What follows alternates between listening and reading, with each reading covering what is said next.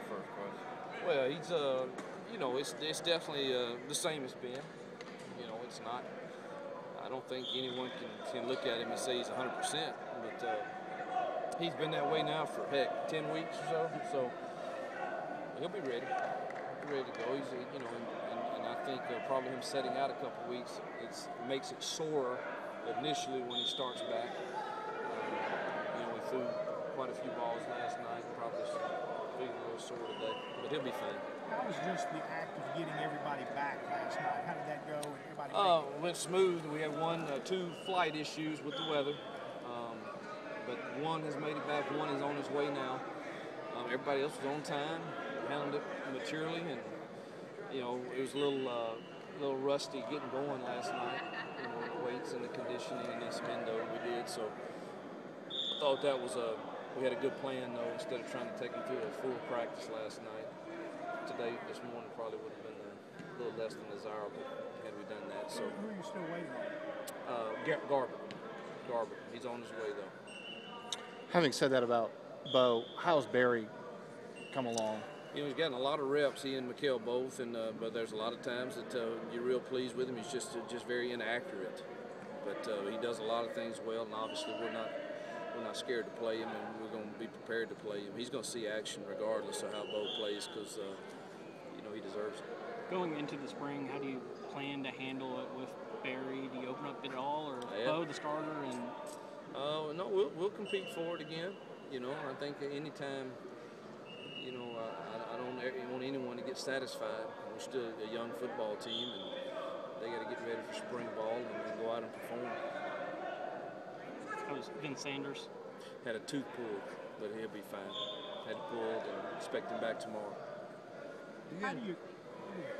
What's your plan to rotate the tight ends? How do we use the tight ends now with Jamal? Looks like he's not in Birmingham. Yeah, I don't think he's going to be going with us. Hugh pointed that out to me yesterday.